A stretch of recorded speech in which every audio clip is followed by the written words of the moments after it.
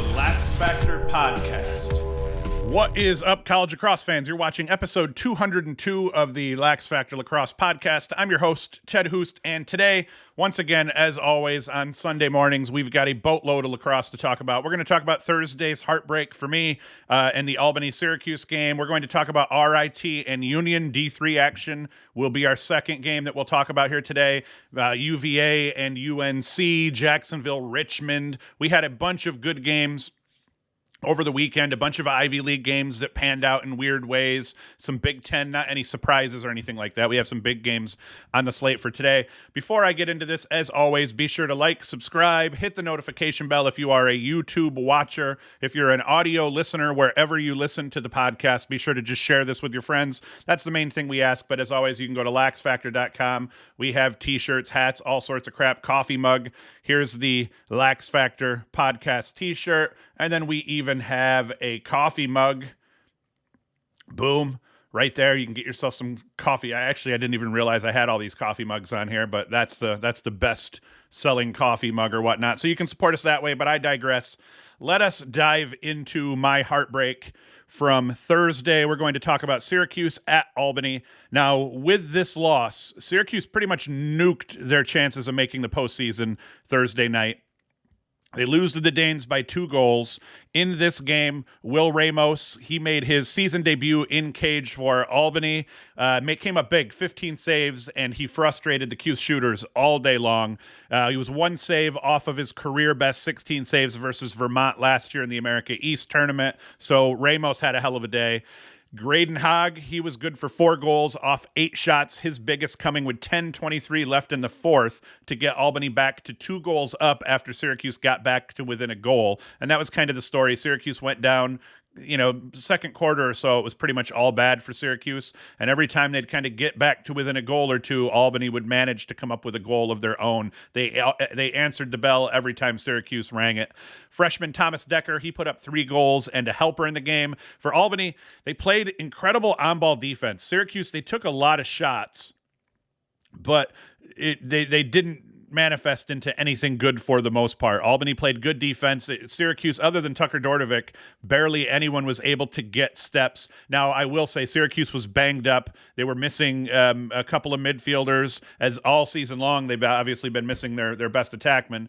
Tucker Dordovic, he was able to get separation, but he was really the only one. And then Brendan Curry looked very banged up, at times barely holding his arm up. So he was going to the cage with legitimately what looked like one arm.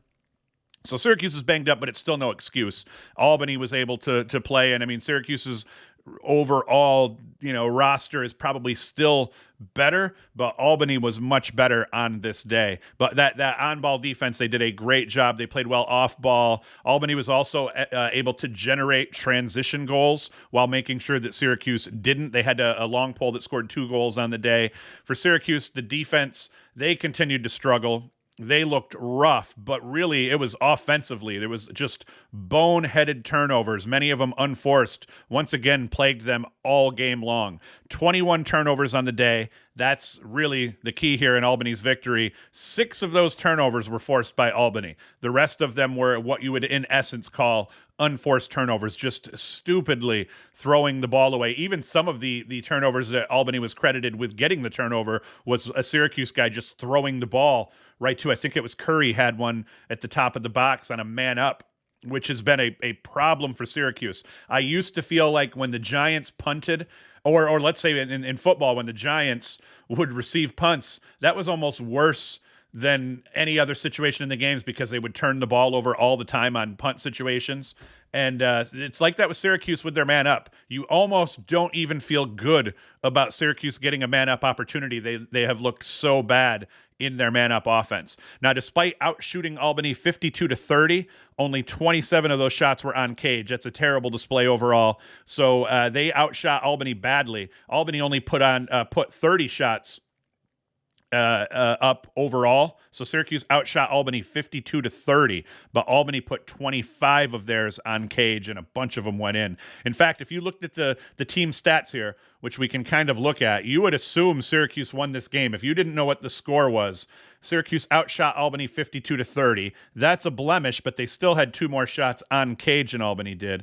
The saves, that's the one stat that kind of goes Albany's way. Both teams turned the ball over 21 times, which is bad. Both teams cleared the ball pretty well. Syracuse outground balled them. They won the face-off battle, and Albany had a 2-goal edge in man up. So overall, you would say it was a close game, but you'd almost think just by that stat line that Syracuse won this game. Not so. Albany did. So I mean, this is in the end a failure of Syracuse's best players to get the job done. You look at Brendan Curry here. Now, like I said, he was playing hobbled badly. He was very badly hobbled, but he has 4 turnovers. Mikey Berkman, 3 turnovers. Dordovic, 2. Fop, 2. Brett Kennedy, and as you get down into here, it doesn't matter as much. But when you look at Dordovic's day, 3 of 15 shooting. You look at Owen Seabold's day, 3 of 12 shooting. That's just not good enough. Berkman was 1 of 5. They shot the ball poorly. They didn't get the ball on net, and that ends up being the big problem in this one. As we look at Albany, let's see here. What else did I want to say? All right. We look at Albany here. Thomas Decker, 3-1. Graydon Hogg, 4-0. Corey Yunker, 0-3. Albany got some scoring through their roster here. Everyone kind of contributed. And who was the Pole that scored the 2 goals? Was that right here? No, he's a midfielder. So that wasn't him. I'm trying to think of who that Pole was that scored those 2 goals for Albany. Either way, I screwed the pooch on that one. I should have looked it up because he stuck 2 long pole goals kind of early in the game. So that was pretty big here. So like I said, despite the fact that Fop, he didn't have a bad game, 18-30. So they win the possession battle there. Where they really lost this one, though, was Gavin. Not the best day, but not terrible. But, Will Ramos had a very good day, 15 saves versus just 12 goals against. So Ramos kind of is the reason they won this close game in that way. But overall, Albany's defense deserves credit. Albany's offense got the job done with what they had to work with, which wasn't a lot. They were extremely efficient. And what this does to Syracuse here, Albany, like I said in the preview on Thursday, Albany, they had nothing. This game, it didn't really matter outside of being a huge morale booster because Albany, if they don't win the America East tournament, they're not getting into the tournament anyway. So nothing changed for Albany based on this game. They have to win their conference tournament to get into the NCAA tournament. Fact. Syracuse needed this win to try to keep their record closer to 500 because their last 4-game stretch here is brutal. So, I mean, they pretty much have one chance of making the playoffs here, and I would say they pretty much have to win out. Now, they could go 3-1. If they go 3-1 over the course of their last 4 games, that would put them at 500, and that would give them quality wins over 3 of those 4 teams that they have left, which includes Cornell, Carolina, Virginia, and Notre Dame again. So does a 500 record with losses to Albany, as you kind of look at Syracuse's schedule, I just don't know that 500 gets them in, albeit that would be 500 with a win over Duke and then a win, 3 wins over one of those 3 teams that they play to finish the season. So that might be good enough to get them in if they could finish the season that strong. To be sure to get in, they'd really need to win all 4 of those games. I think if Syracuse can win out, go 4-0 to end the season, they're in the tournament. Do I think that Syracuse is going to do that? No. And I'm not trying to be a dick, but just based on what they've looked like over the course of the last couple of games in the Duke game, you would have thought, holy shit, this team can beat anybody. Then they get trounced by Notre Dame. That looked terrible. If they had come back and beat Albany even by a goal, that wouldn't have looked bad. Then they would be, 2-3 over their last 3, or 2-1 over their last 3. With a win over Duke and a decent win, I guess, over Albany on the road at least. At least it would be credited as a road win. And instead they lose to Albany here. It is just looking really bad for Syracuse and their playoff hopes. I don't know that 500 would get in with some of their losses. They have that bad loss to Notre Dame, and depending on how they play out here, the ball is in their court. They could go 4-0. Finish the season strong and get into the tournament. I just don't think that's what's going to happen. So let's be done with that. That's painful, and I don't want to talk about it anymore. The game that I do want to talk about, a little bit of D3 action here. We have Union at RIT. Now, RIT, they bounced back from their first loss of the season to RPI with this 1-goal win over an undefeated Union on Saturday afternoon. Union, they come into the game with an unblemished record with wins over 8-2 St. Lawrence and 7-2 Tufts. That Tufts win was excellent for Union. I watched that one, actually. Thank God that D3, that, most of these teams, especially the upper echelon teams, all stream these games. The attack trio for Union of Hayden Frey, Peter Burns, and Keaton McCann, they've been hard for teams to bottle up all season. They've been huge for this offense, that attack trio. They have 40 points, 37 points, and 32 points respectively, and each of the three are all legit goal-scoring threats. All of their stats are goal-heavy, but all of them have dishes to go with their decent goal totals.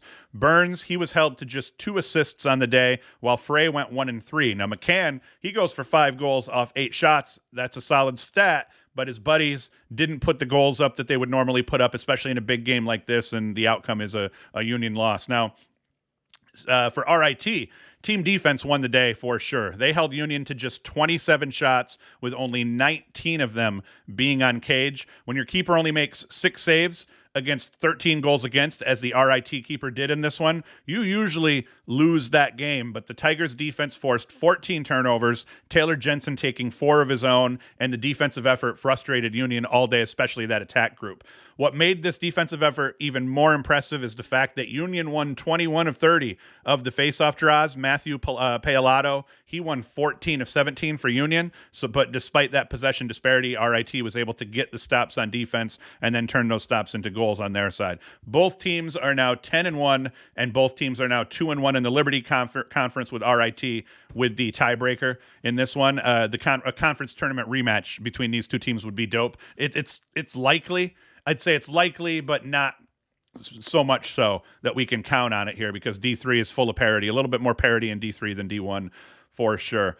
As we kind of go through the stats for him, though, just so these guys get their props here. You see McCann, 5 goals off 8 shots. Hayden Frey, 1 goal. So these guys here, Frey and Burns, you can see they only put up 6 shots between the two of them. So RIT's defense did a great job of keeping these guys bottled up all game long. And then if we look at RIT's stats, Marley Angus, that is a dope name. 4 goals, 2 helpers for him off just 7 shots. A very productive day. Quinn Commandant, or is it Commandant? I always forget. I think it's Commandant. I always forget how to pronounce that, though. We had a cat just make an appearance here. He goes 3-1 on the day. Dylan Bruno, 2-1. Luke Pilcher, 1-1. He's a little quiet here. And then as we look at the face-offs, we see what Paolato did.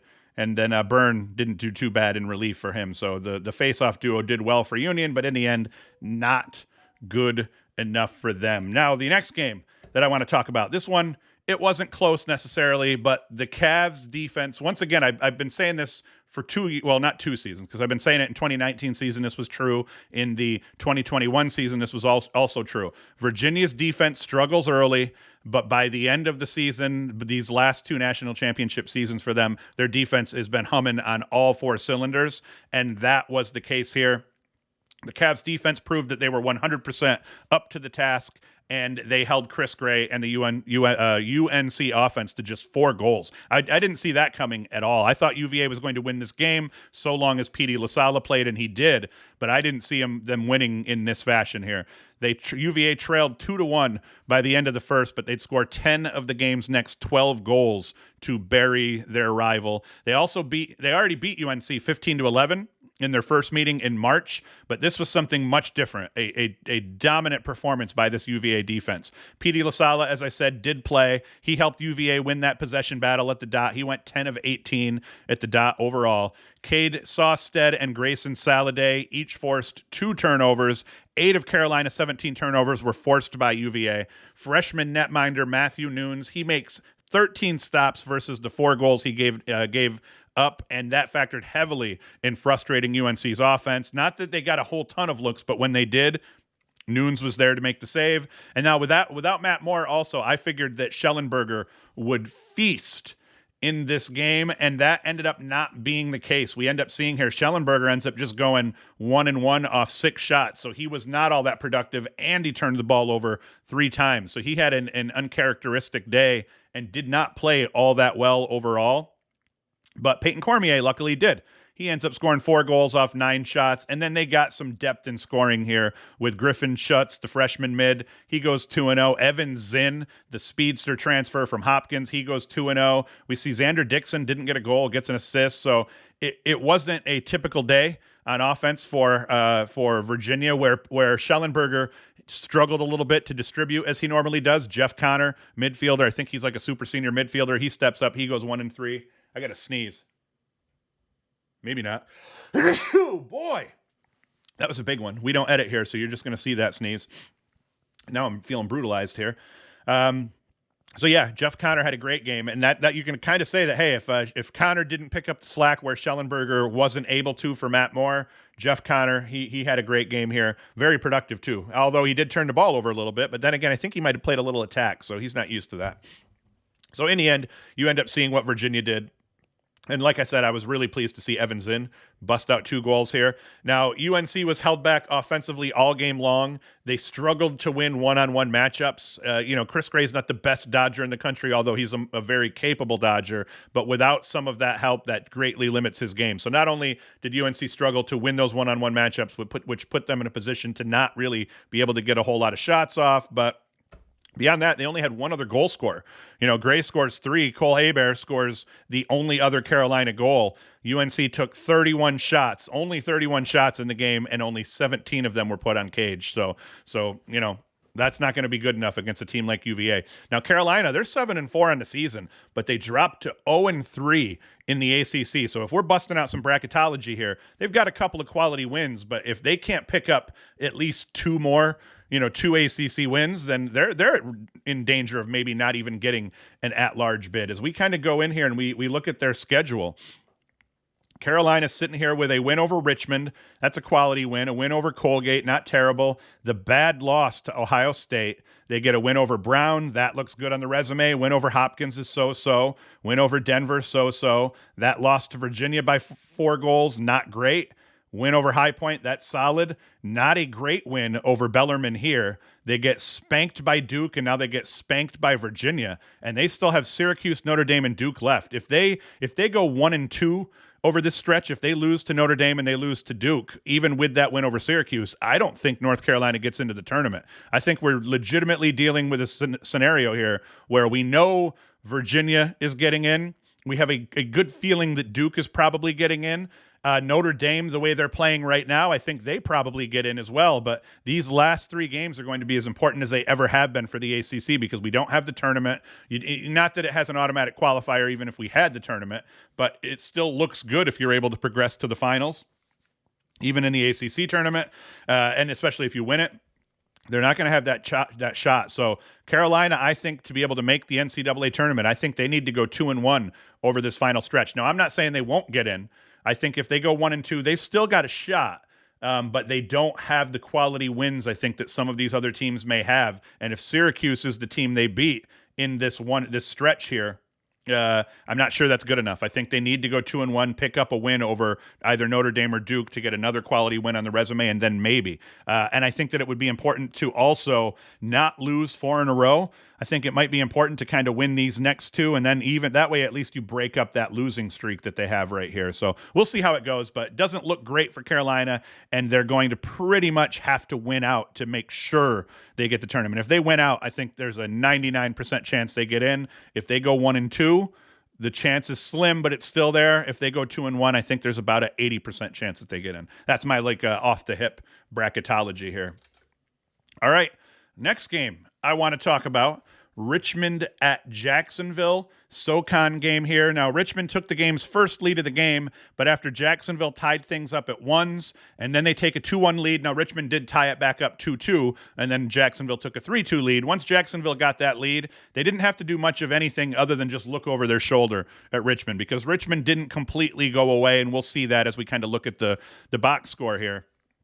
But Jacksonville controlled this game for the most part. Now, as we look at the box scores, you can kind of see it's 5-2. Once it went 2-2, Jax opens it up to 5-2. They get back within 2 goals here. Jax scores again. So once again, just like Albany and Syracuse, the score went a lot like that, where every time Richmond would ring the bell, Jacksonville was there to answer. Now, Jacksonville did give up a 5-goal, kind of run to end the game between the a time expiring goal by Dalton Young to end the third, and then Jacksonville didn't score in the fourth and gave up 4 goals to Richmond to let them get back in this one. They were up 13-6 at one point before giving up that 4-goal run, and it ends up being 13-11. So it wasn't quite as close as it looked because they were still down by 3 goals with a minute 30 left. They scored that goal with a minute 27 left to put it within 2. So Jacksonville did control this game and win it. I actually turned it off at one point, I think a little bit into the third, thinking, okay, there's some other games that I wanted to watch, some of the Ivy League games. But anyway, for Jacksonville, let's get back to here. For Jacksonville, clearing and man up played a big role in this game. They cleared the ball a perfect 19 of 19. I think Richmond only failed on 1 clear, but the fact that Jacksonville was able to clear the ball perfectly, that helped because they needed every possession to help stave off that Richmond rally at the end of the game. They were 2 of 4 on the man up, and Richmond was 0-4. So both of those stats ended up factoring heavily in the outcome of this game. Jacksonville as a team, all season long, I've said this numerous times, they have been an excellent defensive team all year long. Richmond was flustered into 19 turnovers on the day, 10 in the first half, 9 in the second, and 15 of those turnovers were forced by Jacksonville players, at least the way they keep their stats. Jacksonville ranks 7th in the nation defensively. They're only giving up 9 goals and change a game. They're actually ahead of Maryland defensively in terms of their goal per game. And Maryland, who sits at 8. And then in terms of ranked teams, I think Georgetown's ahead of them. I think there's some unranked teams ahead, and in the middle there. And then they're the second ranked team in the country defensively, I believe, if I'm right on that. What makes this defense so good, though, is that they play well off ball and they get back and they limit transition. You can't say enough about limiting transition looks to teams, and they've been doing that all year. They get back on defense, they match up, they find one, as you would yell, find one, make sure that every defender is matched up with somebody, and they do an incredible job of that while also getting mixed up and getting transition on their side. Hinton, Heed, and Garrity, they each forced 3 turnovers on the day for Jacksonville. Tyler Corpora, he gave Jacks the offensive lift they needed. He went 4-1 on the day. He was 8-6 coming into this game. He goes 4-1 season high. I think he had 2 other games where he was 2-1.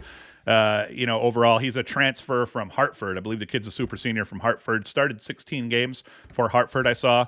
Luke Milliken, he makes 10 stops with 6 coming in the second quarter. Those were huge because that's when Jacksonville started to separate. You see here, Jacksonville outscores Richmond 5-2 over that second quarter. Those 6 saves are the reason that score was 5-2. Played huge, Milliken did, in that second quarter. And then he had 3 stops in the fourth quarter as Richmond, and you see here, 3 stops in the fourth quarter were important because they scored 4 goals, and that ends up being the big difference. So, I mean, he was 50% on the day, 10 saves versus 10 goals against, but he was good when they needed him to be, and that factors heavily. And in the end, this is a huge win. Huge win for Jacksonville, but, I say but, because winning the conference tournament still has to be the number one priority for both of these teams. For Richmond, it's like, hey, they lost, they dropped to 6-4, they wish they didn't, and Jacksonville improves to 10-2. But when you look at Jacksonville's schedule overall, I believe that they still probably need to win this tournament. You see here, they've got the loss to Hopkins, a win over Duke. Those are both excellent. Win over Mercer, win over Marquette. Win over Denver, quality win, especially they're hoping Denver wins out here and plays well to end the season, which Denver got a win over Villanova here this week, so that was big because the better that Denver ends up being, then the more quality that win looks for them. Win over Air Force, but then they have this loss to Utah. That loss to Utah is going to hurt them as the committee sits down to try to figure out if Jacksonville doesn't win the conference tournament, that would end up hurting them. And then, see, these 2 wins don't help them at all. That win doesn't help them. The win over High Point does, and this win over Richmond does. But like I said, there's no more quality wins to be had here for Jacksonville, so they really kind of have to win that tournament to guarantee themselves that spot. They need that AQ because I'm just not sure that they get an at-large. Now, the key for them for getting an at-large is if UNC eats shit and only goes 1-2 to finish the season, they probably don't get an at-large. There's an at-large available. The Big Ten, similarly, it looks like the Big Ten here, you know that Maryland's getting in, and then it's between Rutgers and Ohio State. One of them are going to get an at-large bid. Could the Big Ten be a 3-bid league? If they're not, Jacksonville could probably get an at-large, but if the Big Ten ends up being a 3-bid league, then they don't get that either. So because the Ivies are going to eat up a bunch of these AQs as well. The Ivies could send 3 or 4 teams, and so there's not a whole lot of at-large bids to go around, so Jacksonville doesn't want to rely on that. So once again, this game is great, but the focus has to be winning that conference tournament for them still. Next game I wanted to talk about here was Penn and Brown. Now, Penn jumps out to a 5-zip lead here, as we see, before giving up 3 straight to Brown. Brown gets it back to 5-3 before Cam Rubin makes it 6-3 Penn, and then Brown goes on a 4-goal run to take the lead by a goal. And then from there, they end up winning out. It does go back and forth quite a bit, but Brown ends up getting that edge. It was that third quarter here, this stretch here where Devin McClain scored 2 goals in the third, about midway through, to give them back a 1-goal lead and then take a 2-goal lead, and then Brown led through the rest of this game. As we look at the individual stats for Brown, Devin McClain, once again here, man, off-ball wonder. He reminds me a lot of Braden Maia for High Point. I think they have a very similar style. I think they both carry their stick funny, and they actually both look like they could be big dodging threats, but primarily, I think that McClain's a little more versed in dodging than Maia is, but I don't know, there's something about the way they play off ball that I like for both of these guys. But you see, he ends up with 4 goals. Ryan O'Gavin, he goes 2-2. Man, these guys got some names here. Reed Moschetti,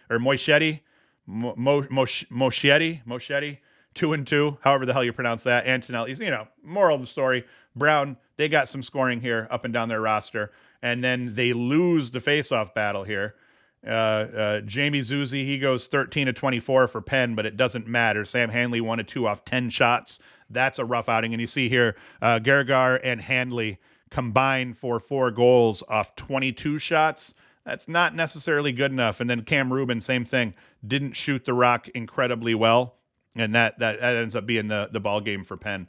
If we look at the goalie battle, Patrick Birkinshaw, 17 saves versus 12 goals against for Penn, and he still gets the L because Connor Thuralt makes 13 saves off 10 goals against. Boom. He gets, but still, Patrick Birkinshaw played a hell of a game in cage in that loss, but it's Thuralt that ends up getting the win. What else we got here? Did any Brown defenders force like obscene amounts of turnovers? No.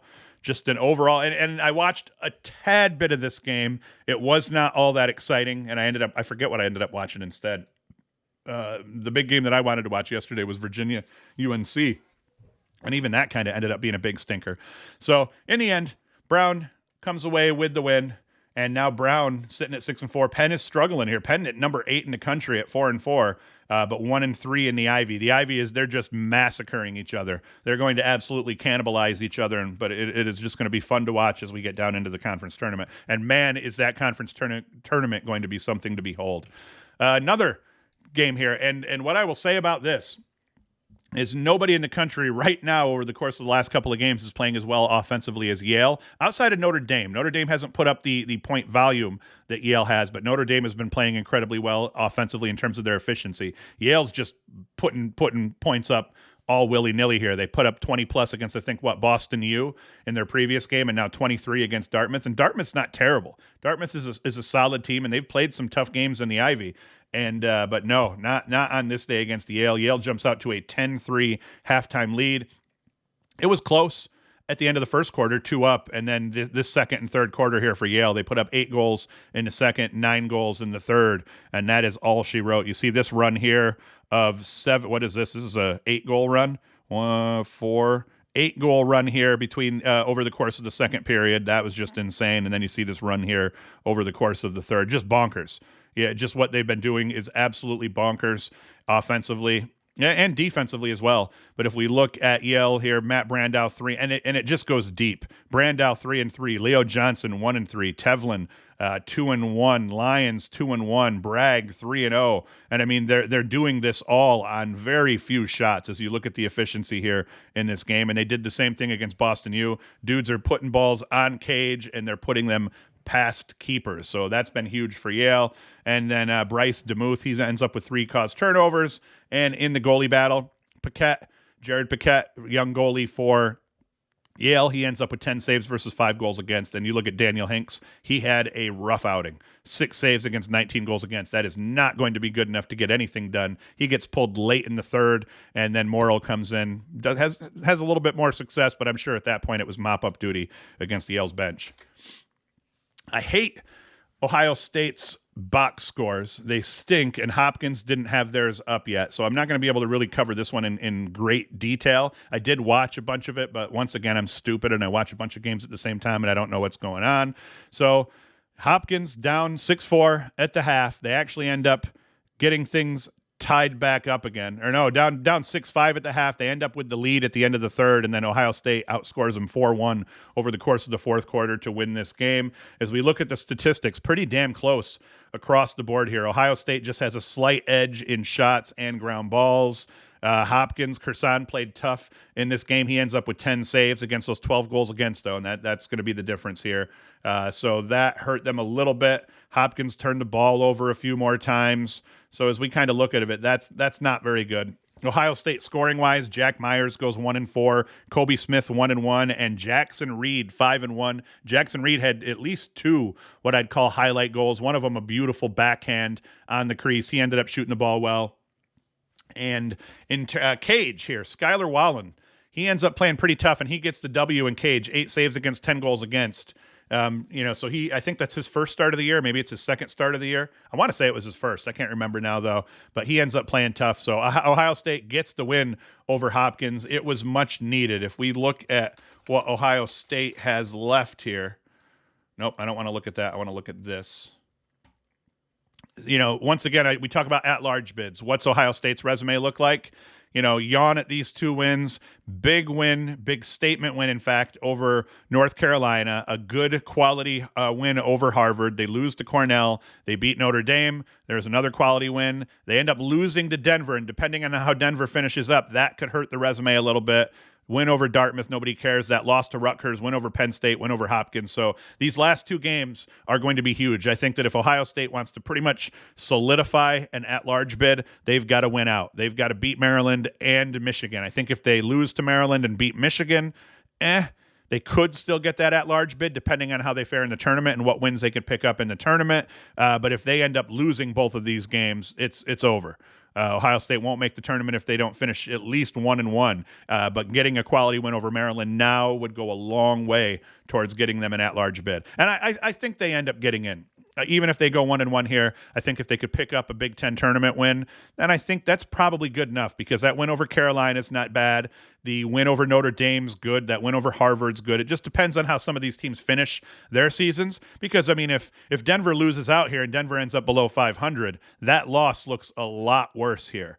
If Harvard doesn't continue to do well and win more games, that win isn't as good here. So, they especially with Carolina, same thing. Carolina ends up 8-6, that win doesn't look quite as good overall for them, for Ohio State. So they're kind of relying on some of the teams that they've beat to continue to do well. So those wins continue to be factored heavily in terms of RPI and just strength of schedule overall. But so even though I do think they get in, they have some work to do still, and it's going to be up to the gods if they don't win the Big Ten tournament here.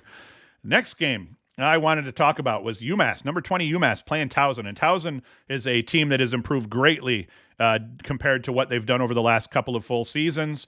They improve. I think this is their improved record to 5-6, but they end up pulling out that 12-9 win. Now they end up having the lead 6-4 at the half. They outscore them over the third as well to kind of continue to push that cushion, and then they exchange goals over the course of the fourth quarter. In terms of player stats for Towson, James Evanzado, baby. 3 goals, 2 helpers off 8 shots with just 1 turnover. So he has a hell of a game, as does Kyle Berkeley. He goes 3-1 on the day. In terms of the goalie battle here, Towson goalie Shane Brennan makes 16 stops versus just 9 goals against, and you can kind of say that ends up being the big mitigating factor in this game. Note played decent for UMass, but Shane Brennan wins the goalie battle, and Towson ends up winning this close game, and that comes with losing faceoffs at a considerable rate. They only go 10-23 in terms of that possession battle at the dot, but they still win the game because their goalkeeper had a better game. Our goalie played better than your goalie. and they end up winning. So a hell of a job by Towson. They beat a very good UMass team. And UMass has been a little bit streaky here so far. Another game, and this is important for a lot of teams, but more important for Denver than anybody else. Denver ends up pulling out a 2-goal win over Villanova. They end up down at the half, 7-6, but that 4-goal, 3-quarter, they outscore Villanova 4-1 over the third to take the lead back. They exchange goals over the course of the fourth quarter. And when I say exchange goals, I mean, hey, it is 10-8 Denver to go into the fourth. Villanova gets within a goal. Jack Hanna answers back to make it 11-9, and assisted by Ted Sullivan. And then once again, minute 10 left, Villanova scores again to make it 11-10, and then Alex Stathakis literally scores off the next faceoff, 15 seconds later to make it 12-10 again, and that is the ball game. So as we get into the statistics of this one here, Jack Hanna shooting the ball well in this game. 3 goals off just 5 shots with just a single turnover. Silstrop 1 and 2. Not a ton of quality point totals here, but we've got a bunch of guys that put up at least a goal in this one, and that's the kind of production Denver needs because their Big Cats have not been very consistent overall in putting up points. So getting some scoring from the depth on their roster is key here. In terms of caused turnovers, did anyone do great? Nope. AJ Mercurio, he goes for 2 caused turnovers. Jack Hanna forces 1. Bunch of guys ended up forcing turnovers on the day. Goalie battle. Jack Thompson, 15 saves. The goalie situation at Denver has been rough over the last few years. Thompson ends up owning this game, though. 15 saves versus just 10 goals against. He wins the goalie battle. Will Vuitton for Villanova, 10 saves versus 12 goals against. Not good enough. Thompson has more saves. Our goalie played better than your goalie, and they end up winning this game. Also key here, though, is surprisingly, Denver gets waxed at the faceoff dot. Justin Coppola goes 17-26 against Stathakis. So Stathakis, a very solid faceoff guy. He struggled on this day, but Denver is still able to pull out the win. Another game to talk about here. Loyola. Why didn't I go to the box score for this one? I'm not sure, but we're going to go to the box score.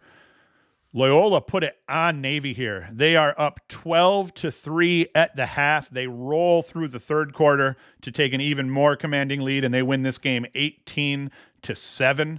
As we look at factors that kind of cause this, we see down here, Loyola wins 18 of 28 draws with it is Bailey Savio takes the bulk of them, goes 15-24. So big day for Bailey Savio. And then in terms of scoring, Aiden Olmstead, that's what you want to see out of Aiden Olmstead. He goes 3 and 4 off 9 shots. Huge productive day. Just a turnover there. Evan James 4 and 1. Kevin Lindley 3 and 1. Adam Poitras 3 and 1. So they get scoring from the top of their roster in a big way, and they end up burying Navy in this one. Let's see, anyone good with caused turnovers? Nothing huge here. And like I said, I didn't say anything yet about these goalies here, but Sam Schaefer, excellent game between the pipes, 9 saves against 6 goals against. He's been a little bit streaky, but has been playing well as of late. Let's see that specifically to see if I'm actually right about that. Saves, where's the save percentage here, folks?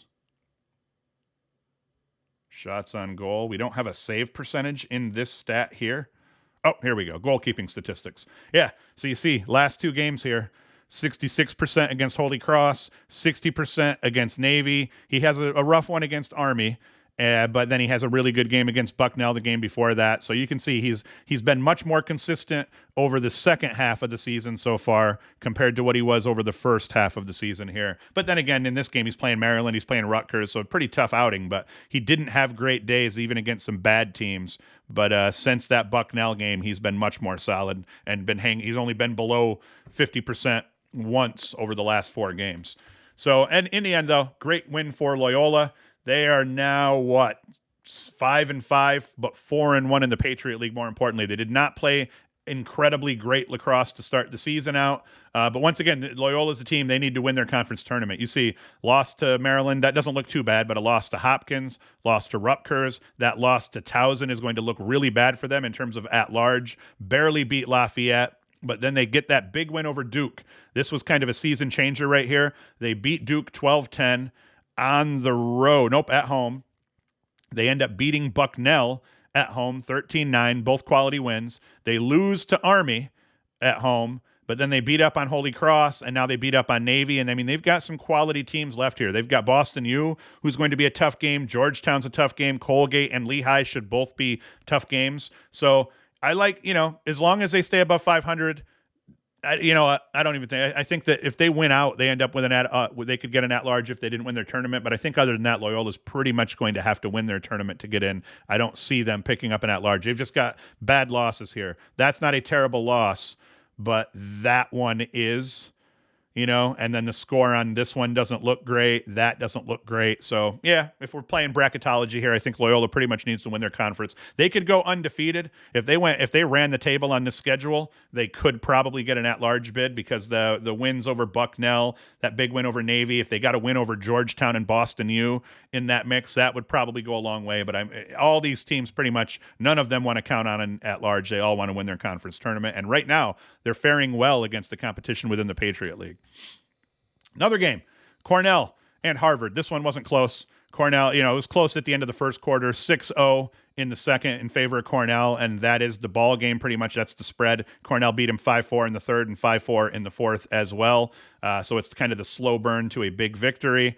If we look at the Cornell statistics, because we're not going to look at the losing team statistics here right now, Michael Long, 3 of 4. He had a great game. I watched a little bit of this one. Fed well from behind. CJ Kirst, 3-3. John Piatelli, 4-0. John Piatelli moved into 10th all-time scoring, I believe, for Cornell as part of this game. So great outing. Goalie battle. Chase Erlin wins the goalie battle. 10 saves against 7 goals against versus Kyle Mullen, who struggled a little bit, but he ended up playing a little bit better here as the game wore on. He struggled early here, especially over that second quarter, had a very hard time making saves. That first quarter was an absolute saves bonanza. If we look at the first quarter here, look at the goalie saves in the first quarter. Mullen had 7 in the first quarter, and Erlin had 4, and then they cooled down a little bit through the rest of the game, especially Mullen did compared to the number of shots that Cornell took on him. So it was pretty much a goalie clinic early in the game before things kind of fell apart for Harvard, and Cornell rolled. Another solid game here. Colgate. Now, listen, Colgate is a solid 2-8 team. Don't let that record fool you. They've played some tough lacrosse, and they've been in a bunch of close games here. Army does eke out the win. Close at the half, 7-6, 3-2 in the third quarter, and that's that 2-goal margin right there for Army. Let's see what Army's usual suspects did. Brendan Nickturn, as usual, 3-3 off 7 shots. Very efficient game with just 2 turnovers, but he got one of them back, forced a turnover. Bobby Abshire, 3-2. Jacob Morin, 3-1. Paul Johnson, 1-1. They get scoring. Not a ton of goal scoring through their roster. Not a ton of scoring. Only 5 guys put up a point, actually, so that's surprising. But Will Coletti, he wins 16-27 of these draws. That factors heavily. And then Wyatt Schupler, he ends up with 500 between the pipes, 11 saves versus 11 goals against. Both goalies actually played solid. Matt Lacombe for Colgate ended up with 13 saves. Both goalies were 50% between the pipes, so that's good. But Army picks up a big win, and now they're 5-1 in the Patriot. So really the teams that are running the Patriot right now, Loyola and Army. And Boston U's playing pretty tough as well. As we look in here, isn't Boston U in the Patriot, or am I just talking insane crap and I'm wrong? Nope, they're in the Patriot. Yeah, Boston U is actually leading the Patriots. So we look at the Patriot standings right now. Boston U is undefeated. Army is 5-1. And, oh, wow, Lehigh and Loyola both are 4-0 and 4-1 respectively. So the Patriot League kind of brutal. And they're going to they're going to cannibalize each other a little bit as well. But anyway, this one, not all that close. Princeton kind of scored, got a lead, kind of kept that lead. Boston U did decent. Chris Brown, 7 helpers. That's insane. He took 7 shots, couldn't net any of them, but he helped his friends quite a bit with 7 assists. Coulter Mackesy. I've been calling him Maxey, but in the broadcast, and it was a Princeton home game, they were calling him Mackesy. So I'm going with Mackesy now. 3-1. Alex Slusher, 2-0. Jake Stevens, 2-0. So Princeton, they get some scoring here. Eric Peters, who has been incredible in cage all year for Princeton, All-American caliber right now. 14 saves against just 7 goals against. He wins the goalie battle. They end up winning the game. We have a face-off battle between Calderon and Sandoval that is won by Calderon by just a smidge. He wins one more face-off than Sandoval, but in the end, it doesn't matter for Boston U, and they lose the game.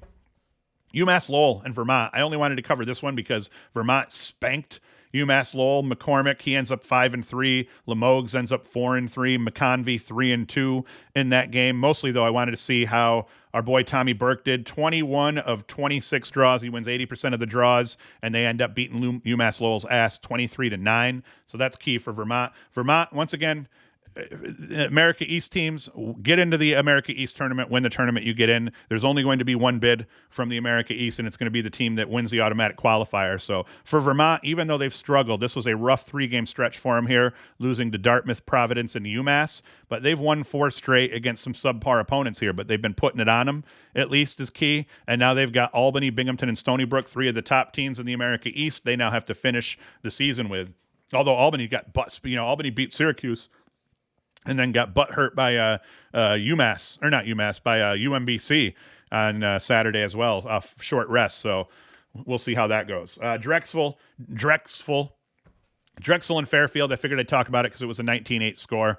Buttload of scoring here in this one. I just wanted to see what kind of point totals dudes put up. Mulcahy ends up 2-5 for Drexel. Max Semple goes 6-0. Aiden Cole 4-2. Just a buttload of scoring here in this game. Had to be a pretty interesting from a goalie perspective. Both goalies just got shellacked here, but the Drexel goalies fared a little bit better in terms of their save percentage, and then they win this game. And then the face-off battle was fairly even, with Rosado for Drexel winning the bulk of them. He wins 13-22, and that's the ball game there. And games for today. We end up with Lehigh playing Bucknell today. That should be an interesting matchup. And then Maryland at Rutgers, or Rutgers at Maryland. This is the big one. 7 o'clock Big Ten action here tonight. So that's the one I will be sitting on the couch as just before we put the kids to bed to watch a little bit of that game. I don't know if I'll get through the full game because the season finale of From is on tonight. I don't know if you've been watching From, but it is an incredible show. You should watch it if you haven't been. But all right. I've been rambling now for 46 minutes, so I'm going to shut the hell up and let you guys out of here. Thursday, if I don't put the show out in the morning, I will live stream it Thursday evening. And that's it. Thank you for watching. Thank you for listening. And Hoost is out.